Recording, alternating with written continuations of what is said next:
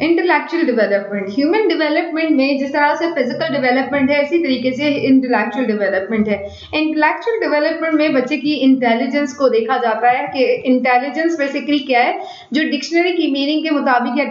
Definition के मुताबिक ये वो कैपेसिटी है जिसमें आप कोई चीज किस तरह से सीखते हैं, आपकी क्या स्किल्स हैं किसी भी चीज को सीखने की, रीजनिंग की, अंडरस्टैंडिंग की, कोई आपका एप्टीट्यूड है, आप उसको कैसे हासिल करते हैं, आप किसी सच्चाई को कैसे समझते हैं, क्या रिलेशनशिप है, किस तरह से रिलेशनशिप क्रिएट होते हैं, इनकी नॉलेज को, फैक्ट्स को डिग आउट करना, मीनिंग्स को अंडरस्टैंड करना, ये इन सारी चीजों के कॉम्बिनेशन को इंटेलिजेंस कहा जाता है। इंटेलिजेंस बेसिकली वो एबिलिटी भी है कि जिसमें ना सिर्फ इन कॉम्बिनेशन को आप अंडरस्टैंड करते हैं, डिफरेंट जो फिनोमिनाज हैं उनको समझते हैं, बल्कि इन नॉलेज और स्किल्स को कैसे अप्लाई किया जाए, वो रियल इंटेलिजेंस कहलाती है। इंटेलिजेंस कॉम्बिनेशन है डिफरेंट एट्रीब्यूट्स की, कि फॉर एग्जांपल कोई प्रॉब्लम सॉल्विंग की एबिलिटी है, किसी इन्वायरमेंट में, किसी ज्योग्राफिकल कंडीशन में किस तरह से अडेप्ट होना है, सोशली कैसे कनेक्ट करना है और एक्सपीरियंसेस से कैसे सीखना है, इन सारी चीजों को इंटेलिजेंस कहा जाता है। स्टर्नबर्ग ट्रियार्किक थ्योरी जो है वो एम्फसाइज करती है कि आप किस तरह से जो 3 तरह की एबिलिटीज हैं उनके साथ इंटेलिजेंट बिहेवियर को क्रिएट करते हैं। ट्रायरिक जो थ्योरी है उसके मुताबिक एनालिटिकल है कि आपके लोगों के या किसी फिनोमेना को कंपेयर करते हैं, कंपैरिजन के बेस पे आप उनको इवेलुएट और एनालाइज करते हैं कि for example A is better than B, B is better than C, and इस तरह से आप जब कंपैरिजन करते हैं तो आप कंक्लूड करते हैं, आप इवेलुएट करते हैं कि कोई चीज किसी से बेहतर है या कोई चीज किसी से वर्स है, तो उसकी क्या मीनिंग्स हैं और वो किस बेसिस पे डिफरेंस रखती है। इसी तरीके से एनालाइज है, आप एनालिटिकल व्यूज में देखते हैं कि कौन किससे बेहतर है, आप डिफरेंट डायमेंशन से उनको चेक करते हैं, आप किसी के फिजिकल एबिलिटीज को देख के, किसी के जो है आप कॉग्निटिव एबिलिटीज को देख के, किसी के साइकोमोटर एबिलिटीज को देख के समझ जाते हैं कि कौन सी किस में क्या एबिलिटीज रखता है, कौन कितनी इंटेलिजेंस रखता है और उसकी बेसिकली कौन सी चीज में सबसे ज्यादा महारत है, तो उस चीज को आप एनालाइज करते हैं। तो ट्रायर्किक जो थ्योरी है स्टर्नबर्ग की, उसके मुताबिक एनालिटिकल जब आप सोचते हैं, that means it is you are containing intelligent behaviour. किसी के भी इंटेलिजेंट बिहेवियर को आपने बढ़ाना है तो एनालिटिकल के साथ साथ आपने क्रिएटिव भी बनाना है। इनसाइट्स देखें, सिंथेसाइज करें, चीजों को अलग अलग करके देखें, चीजों को डिफरेंट पार्ट्स में करके देखें कि डिफरेंट पार्ट्स में अगर इनको किया जाए तो उसकी क्या रियलिटीज होती हैं, उसकी क्या आइडेंटिफिकेशंस आती हैं, उसकी क्या बेसिकली फंक्शनिंग है, वो सारी चीजें आप अंडरस्टैंड करते हैं और उसके बाद आप कोई ना कोई चीज क्रिएट करते हैं। जब आप इस तरह की चीजों में इन्वॉल्व होते हैं, आप यूनिक सिचुएशंस में अपने आप को अडेप्ट कर लेते हैं, आप वहां पे फिट हो जाते हैं, अपने आप को वहां पे कंप्रोमाइज करके वहां जब रह जाते हैं और फिर क्रिएटिविटी जब आती है, that is basically you are creating intelligent behaviour among the children. Practical कि आप किस तरह से डील करते हैं एवरीडे टास्क को। फॉर एग्जांपल अगर हम ये कहें कि हमने टीचर्स को बहुत अच्छे तरीके से बता दिया है कि एजुकेशनल साइकोलॉजी क्या है, एजुकेशनल फिलॉसफी क्या है, ह्यूमन डेवलपमेंट क्या है, क्लासरूम मैनेजमेंट क्या है और क्लासरूम को कैसे मैनेज किया जाए, स्टूडेंट्स को कैसे टैकल किया जाए, लेकिन हम ये देखते हैं कि उन टीचर्स में वो एबिलिटी नहीं है कि उन बच्चों को सही तरीके से मैनेज कर सके, उस क्लासरूम को सही तरीके से मैनेज कर सके। स्टर्नबर्ग के मुताबिक इंटेलिजेंस वो है जब आप प्रैक्टिकली उन सारे कॉन्सेप्ट्स को अडॉप्ट करते हैं, उनको प्रैक्टिकली एवरीडे जो डेली के जो टास्क हैं उनमें आप जब उनको इम्प्लीमेंट करते हैं, that means then you are relating to the world and then you are making intelligent behaviour. अगर हम ट्रायरिक जो थ्योरी है उसको देखें तो उनके मुताबिक जो एनालिटिकल, क्रिएटिव और प्रैक्टिकल है, एनालिटिकल वो कंपोनेंट्स हैं जिसमें पर्सनल एबिलिटी है प्रॉब्लम सॉल्विंग की, क्रिएटिव इंटेलिजेंस उस चीज को रेफर करते हैं जिसमें आपके डिफरेंट आइडियाज, जो कि आपको डिफरेंट थिंकिंग, अपने आउट ऑफ द बॉक्स जाके आपने कोई चीज से आउटसाइड ऑफ द बॉक्स जाके आपने सीखी कि आप एक बहुत कंफर्टेबल एनवायरनमेंट में रहते हैं, लेकिन आपने ये सोचा कि क्यों ना मैं थोड़ी सी मेहनत करके मैं थोड़ा सा और अपनी इंटेलेक्चुअल एबिलिटी को एनहेंस करूं और मैं थोड़ी सी बुक्स पढ़ लूं इस एक पर्टिकुलर चीज को, और लोगों ने क्या कहा है, तो आप अपने कंफर्ट जोन से निकल के जब आप कोई चीज हासिल करते हैं, that means you are basically enhancing your creative intelligence. Then practical intelligence in which you are applying your knowledge and skills in the different kinds of environment, कि जो different kinds of environment, different situations आपको नजर आती है, उनमें किस तरह से वो knowledge और skills को आप apply करते हैं, that is basically इंटेलिजेंस। अगर हम गार्डनर्स की थ्योरी ऑफ मल्टीपल इंटेलिजेंस देखें तो वो कहते हैं किसी एक पर्टिकुलर चीज को अगर आप डिटरमिन करते हैं तो वो इंटेलिजेंस नहीं है। इंटेलिजेंस डिफरेंट तरह से काम आती है और इंटेलिजेंस के डिफरेंट पर्सपेक्टिव्स हैं, डिफरेंट इसके जो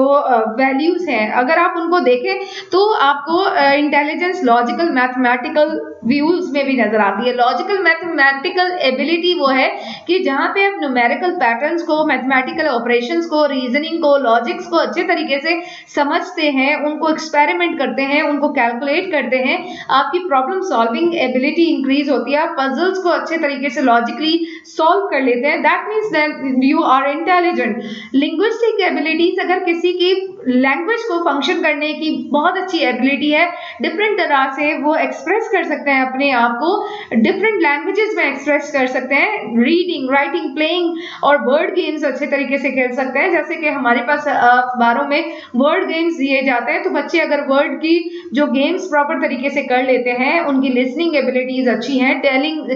जो स्टोरी टेलिंग है वो बहुत अच्छी है, दैट मीन्स गार्डनर के मुताबिक फिर वो लोग जो कि लिंग्विस्टिक एबिलिटीज रखते हैं तो वो इंटेलिजेंट है। Then Gardner said that you should have a special ability. That means कि आप different जो patterns हैं, different objects हैं, different spaces हैं, उनको understand कर सकें, recognize कर सकें, manipulate कर सकें। हमेशा abstract कोई चीज पड़ी हुई होती है, abstract चीजों को understand करने के लिए inside आपकी जो ability है वो उसको समझ सकती है, navigate कर सकती है, design कर सकती है। अगर आप किसी चीज को visualize कर सकते हैं, अगर आप किसी चीज को ड्रॉ कर सकते हैं, सॉल्व कर सकते हैं, कोई प्रॉब्लम्स, कोई पजल्स, तो that means you are intelligent. Gardner के मुताबिक जो म्यूजिकल एबिलिटीज रखते हैं, जो कि म्यूजिकल कंपोनेंट्स को बजा सकते हैं, सिंग कर सकते हैं, गा सकते हैं, क्रिएट कर सकते हैं कोई ट्यून्स, कोई किसी के साथ अगर वो सिंगिंग कर सकते हैं, that means they are intelligent. Bodily kinesthetic जो होते हैं वो, उनको उन्होंने इंटेलिजेंस कहा है कि किस तरह से जो लोग बहुत अच्छे तरीके से डांस कर लेते हैं, भागने की एथलेटिक उनमें एबिलिटीज होती हैं, साइकिलिंग, स्विमिंग, अपनी जो ग्रॉस मोटर और जो फाइन मोटर है, उन दोनों को जब वो कोऑर्डिनेट करते हैं, उस स्किल को जो बॉडीली किनेस्थेटिक एबिलिटी कहा जाता है, और जिनमें वो चीज होती है, अकॉर्डिंग टू गार्डनर वो लोग बहुत ज्यादा इंटेलिजेंट है। देन इंटरपर्सनल स्किल के आप अपने ही काम को, ability to interact with others in productive way, कि आप किसी को लीड कर सकते हैं, किसी के काम को, या आप ग्रुप लीडर बना दिया जाए, ऑर्गेनाइजर बना जाए, आपको सोशलाइजिंग में बहुत ज्यादा आप एक्टिव हैं, आप लोगों को गैदर कर सकते हैं, लोगों को लीड कर सकते हैं, आप लोगों के कामों को ऑर्गेनाइज कर सकते हैं, लोगों को ऑर्गेनाइज कर सकते हैं। If you have interpersonal skill that means you are intelligent, and if you have interpersonal skills that you are reflecting on your own self and you are guiding to your own self, तो फिर वो वहां पे भी क्या आपने जो गोल बनाए हैं, आप आपने जो मकसद बनाया उसको किस तरह से हासिल करना है, उसके लिए ऑर्गेनाइजिंग एबिलिटीज आप में होनी चाहिए, प्लानिंग आप कर सकें, आपकी जो ड्रीम्स हैं उनको कैसे आप अचीव कर सकते हैं, आप किस तरह से अपने आप को सुकून देने के लिए, अपने आप को पीसफुल रखने के लिए मेडिटेट कैसे करते हैं, वो मेडिटेशन की जो एबिलिटी है, इंटरपर्सनल स्किल्स जितनी भी हैं, अगर वो आप में है, that means according to Gardner's theory आप इंटेलिजेंट है। देन नेचुरलिस्टिक अप्रोच जो है, जिसमें आप नेचर को, नेचुरल एनवायरनमेंट को अप्रिशिएट करते हैं, वो आपको अच्छे लगते हैं, आप अंडरस्टैंड करते हैं कामों को, लोगों की चीज़ों को, आप अपने मुल्क के एक एक चीज़ को अच्छा बनाना चाहते हैं, आप उसको समझते हैं, आपको वो खूबसूरत लगती है, तो गार्डनर के मुताबिक वो लोग भी खूबसूरत और वो लोग भी इंटेलिजेंट है। Then it comes emotional intelligence. Gardner और स्टैनबर्ग दोनों एम्फसाइज करते हैं कि अगर आप किसी को अंडरस्टैंड करना चाहते हैं, then you should have the ability to understand and you should have the ability to make themselves emotionally intelligence. Contemporary theorist जो है वो कंसिडर करते हैं कि स्टूडेंट के इंटरेस्ट को और स्टूडेंट के इमोशनल इंटेलिजेंस को समझने के लिए कि वो किस तरह से इमोशनली इंटेलिजेंट हैं, तो उनको आप डिफरेंट इमोशंस पे रखें और उनसे कहें कि आप डिफरेंट इमोशंस को एक्सप्रेस करें अप्रोप्रिएटली। जब वो अप्रोप्रिएटली उसको एक्सप्रेस करेंगे, दैट मीन्स कि उनकी इमोशनल इंटेलिजेंस अच्छी है। फिर आप उनको मॉनिटर करें कि वो अपने काम को या दूसरे इमोशंस को वो किस तरह से, दूसरों की फीलिंग्स को कैसे समझते हैं, उन इमोशंस को कैसे वो गाइड करते हैं, उन इमोशन के बेस पे वो कैसे सोचते हैं, किस तरह से एक्ट करते हैं। फिर आप उनको क्रिटिसाइज करें कि आपके ये जो चीजें हैं, ये concept of intelligence without adequate research based evidence, कि अगर आप बगैर किसी रिसर्च के किसी को रिसर्च के बेस पे अगर आप किसी को क्रिटिसाइज करते हैं, that means you are not emotionally intelligent. जो इश्यूज हैं, जो कंट्रोवर्सीज हैं किसी भी जो इंटेलिजेंस में, एजुकेशनल या डेवलपमेंटल थियरीज में जो नजर आती है, उनके मुताबिक जो कोई इंटेलिजेंस है वो किसी न किसी की इनहेरिटेड एबिलिटीज की वजह से, उनकी जो इंटेलिजेंस है वो नेचर की वजह से भी हो सकता है कि आपके फादर मदर में से कोई बहुत ज्यादा इंटेलिजेंट होंगे और उन्हीं की इंटेलिजेंस आप में ट्रांसफर हुई है। You inheritedly took the ability of intelligence, whether it can be developed by an individual's personal and contextual experiences। अगर आप उसको डेवलप कर सकते हैं इंडिविजुअल पर्सनल को कॉन्टेक्चुअल एक्सपीरियंसेस में, कि किसी की जो नेचर थी, नेचुरली वो इंटेलिजेंट थे, लेकिन उनको फर्दर जितनी इन्वायरमेंट मिला है, जितने उनको स्कूल अच्छा मिल गया, जितने उनको गाइड करने वाले अच्छे मिल गए, और ज्यादा उनके जो एक्सपीरियंसेस हैं वो नर्चर हो गए और ज्यादा वो डेवलप हो गए। अर्ली साइकोलॉजिस्ट व्यू करते हैं कि इंटेलिजेंस बेसिकली इनहेरेंट है और फिक्स्ड कैपेसिटी रखता है जो कि हम चेंज नहीं कर सकते किसी की भी। It can be improved with practice and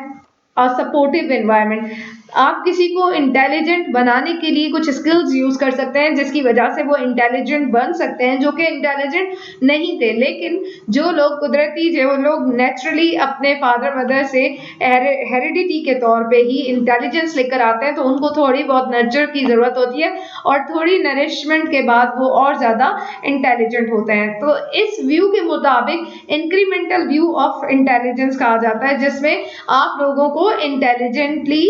deal करते हैं।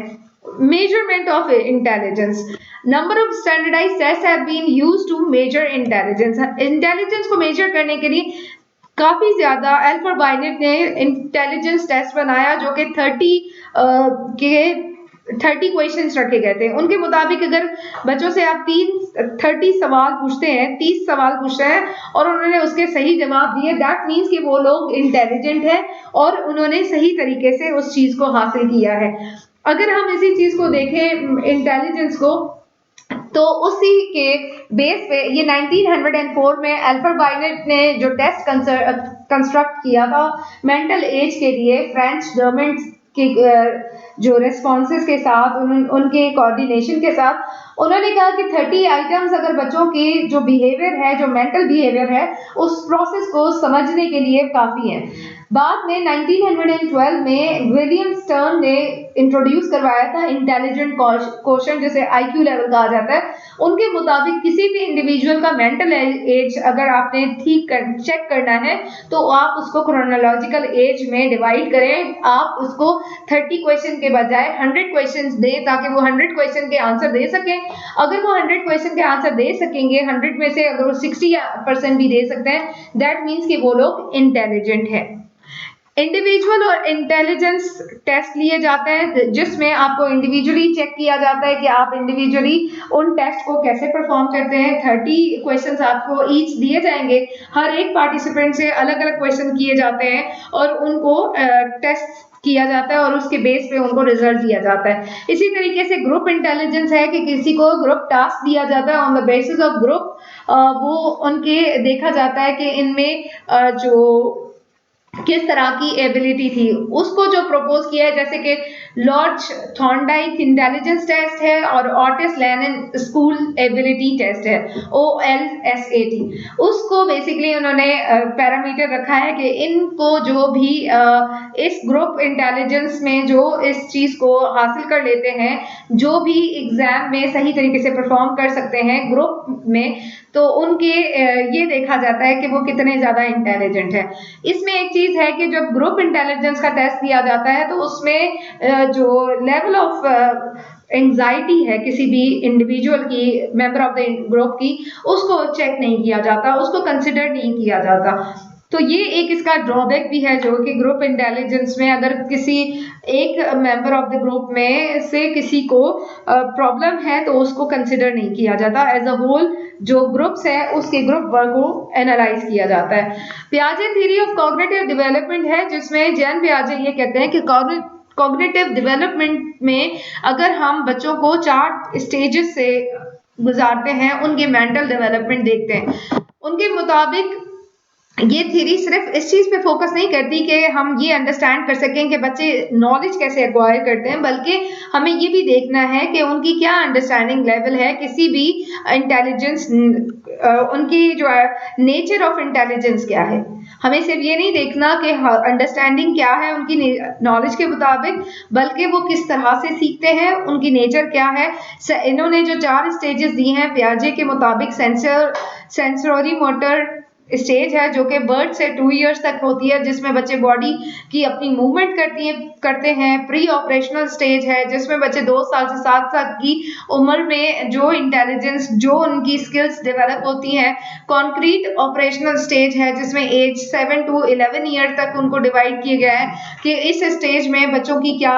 बेसिक जो स्पेसिफिक इंटेलिजेंस डेवलप होती है, वो किस तरह से प्रॉब्लम सॉल्विंग एबिलिटीज में आते हैं, किस तरह से उनको एनवायरनमेंट के साथ लेके जाया जाता है, किस तरह से उनको लर्निंग बाय डूइंग के एक्ट के तरफ लेकर आया जाता है, उनको डिफरेंट कॉन्सेप्ट सिखाए जाते हैं। फॉर्मल ऑपरेशनल स्टेज है जो कि age 12 to up higher studies तक जाती है।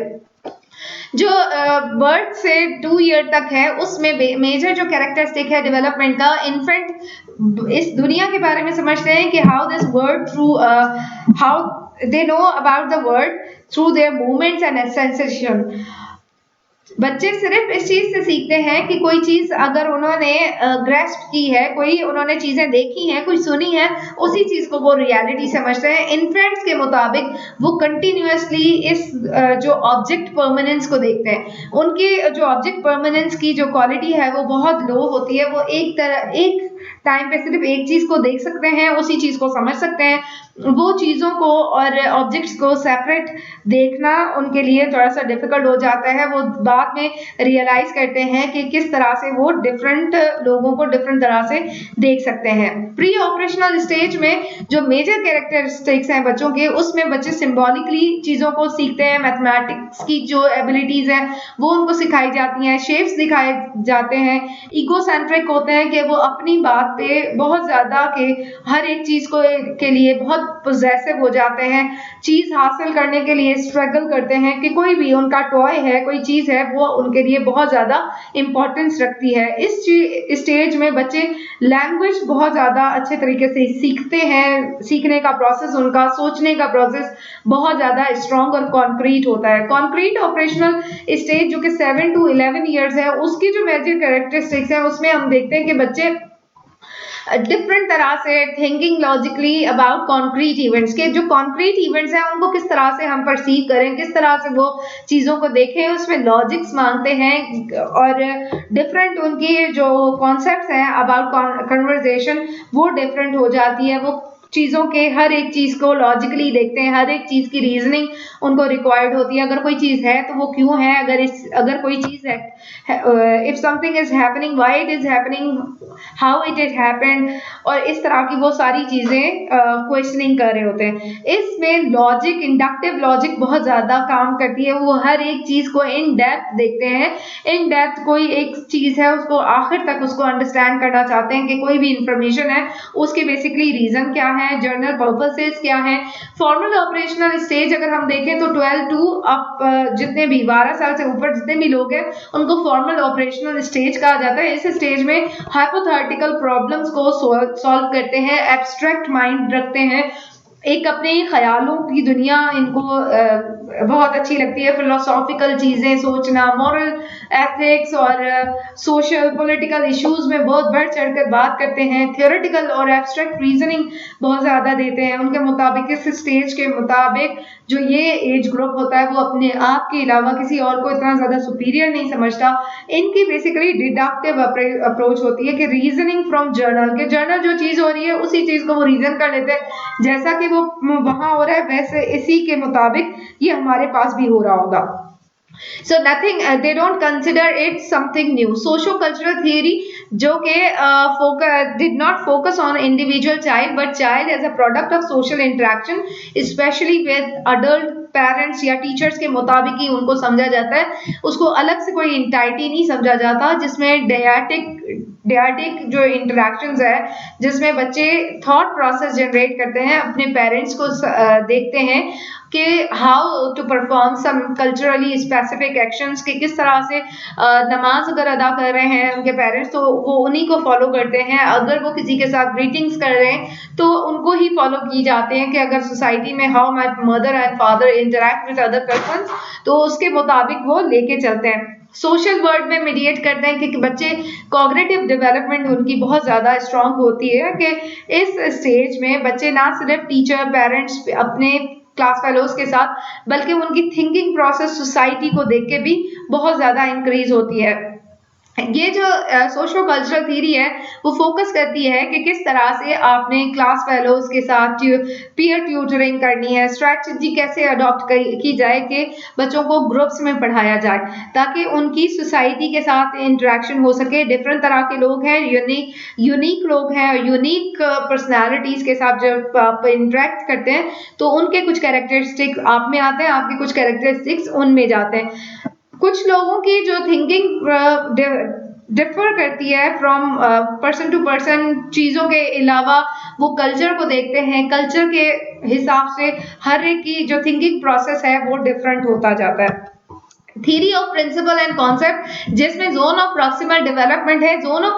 प्रॉक्सिमल डेवलपमेंट वो है जहां पे कोई भी चीज आप बगैर किसी के इंस्ट्रक्शन के, बगैर किसी की डायरेक्शन के अंजाम नहीं दे सकते। That is called theory of principle and concept. Zone of proximal development जिसमें आप डिस्टेंस चेक करते हैं कि जहां पे बच्चे को जोन ऑफ प्रॉक्सिमल डेवलपमेंट अगर दी जाती है तो उसका जो जोन ऑफ प्रॉक्सिमल डेवलपमेंट है वो कम होता जाता है, और जहां पे उसको नहीं मिलती वहां पे उसका जो जोन ऑफ प्रॉक्सिमल डेवलपमेंट है वो बढ़ता जाता है। दो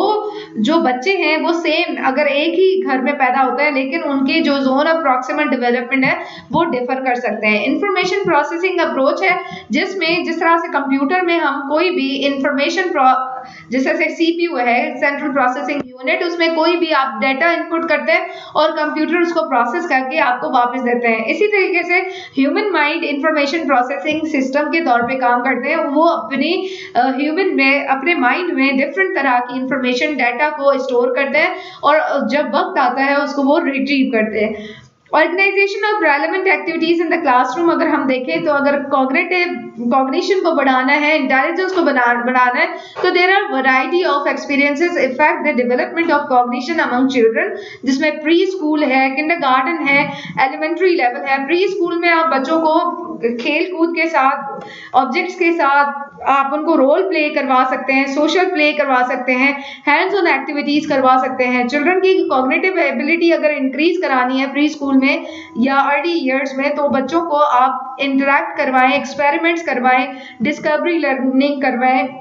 उनको इनकरेज करें कि वो खुद से रीड करें। कॉग्निटिव डेवलपमेंट के लिए बच्चों को कंपैरिजन करवाया जाता है ताकि उनकी जो ज़हनी सलाहियत है, उनके ओपिनियंस के बारे में पूछा जाता है, आइडियाज़ के बारे में पूछा जाता है, क्लासीफाई करवाया जाता है कि कोई ऑब्जेक्ट है, कोई चीज़ है, कोई इवेंट्स है, उनको क्लासीफाई करें, उनको डिफरेंट तरह से रखें। ड्रामा करवाए जाते हैं ताकि वो अंडरस्टैंड कर सकें। खुद से जब रोल प्ले करते हैं तो उनको और ज़्यादा चीज़ें सही तरीके से समझ आती हैं। फिर अपने ही आंसर को किस तरह से उन्होंने जस्टिफाई करना है, किस तरह से उस पे एक्ट करना है, ये भी बहुत इंपॉर्टेंट होता है कि बच्चे को आप इंक्लूड करें डिफरेंट ग्रुप एक्टिविटीज में ताकि उनके इंटरेस्ट बढ़ सके, वो पोर्टफोलियो उनका बन सके और ग्रुप प्रोजेक्ट उनके लिए इंपॉर्टेंट हो सके। So this is basically intellectual development of a child. When you adopt all these theories, that means that you are making sure to increase the intellectual development of a child.